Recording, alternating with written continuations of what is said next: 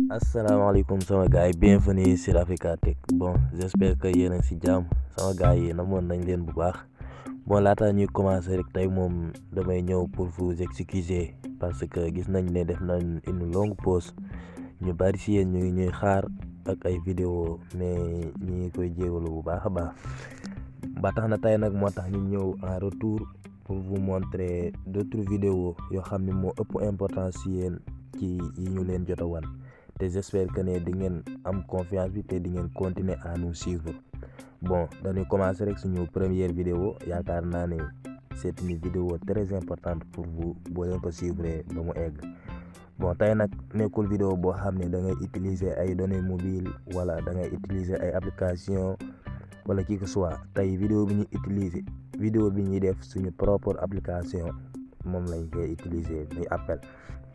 Bon, dama lay expliquer wala tuuti rek bala maa dugg wala niñ koy defee. Léegi li ñuy def mooy dañuy dem ci sunu appel yaakaar naa ne leer na kon si fii nii dañuy dugg.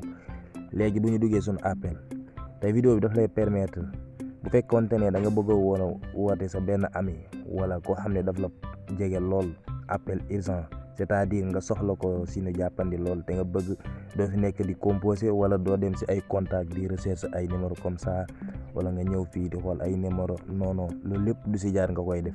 Dama lay wan benn méthode bu gaaw a gaaw boo xam ne da nga ko mën a woo automatiquement te loolu lépp du la si fekk. Léegi supposons man maa ngi bëgg a woo sama benn ami ñu koy wax mon pote. Léegi man pour man ni ma koy woowee mooy damay taper chiffre bii nii muy chiffre 4 su ma ko at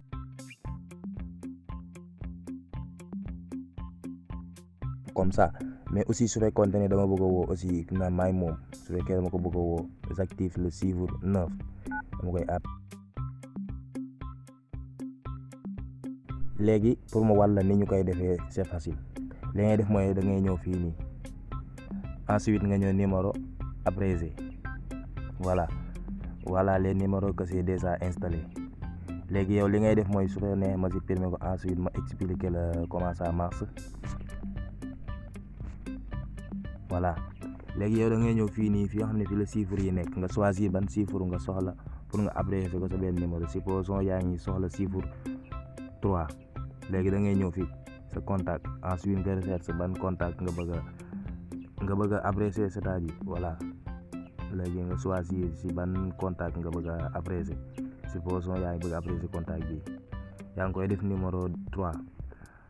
bu fekkee bu la neexee aussi tu peux utiliser n'importe quel chiffre, même bu la neexoon nga utiliser jusqu'à 9 jusqu'à tu vois numéro yëpp mën nga ko utiliser. Mais aussi su fekkente ne bu la neexee nga def 7 ensuite nga daal di ñëw voilà. Léegi nga xool ban numéro nga bëgg a abréger encore.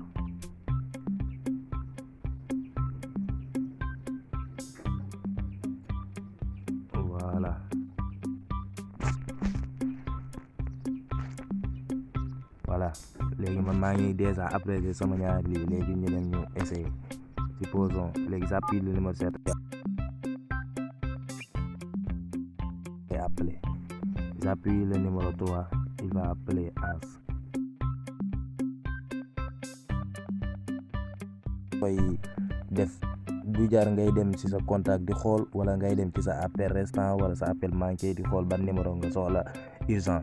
Non, tu vas faire justement lii nii ma la expliqué. Ensuite da ngay appuyer say chiffre rek di nga ko mën a appeler automatiquement te j'espère que ne doo si am benn problème. Donc tey loolu laa la andiloon ci suñu première vidéo ci ma la koy fàttali rek suñu longue pause bi ñu def. Donc yaakaar naa ne da ngeen continuer di ñu suivre et pour garder toujours la confiance de cette chaîne. Donc ñu ngi leen di fàttali rek ngeen abonné ci suñu chaîne YouTube bi ñu koy Africa Tech di leen wax ngeen di partager vidéo yi te ngeen koy aimer bu ko defee daf nañu permettre ñuy gën a am envie def suñuy vidéo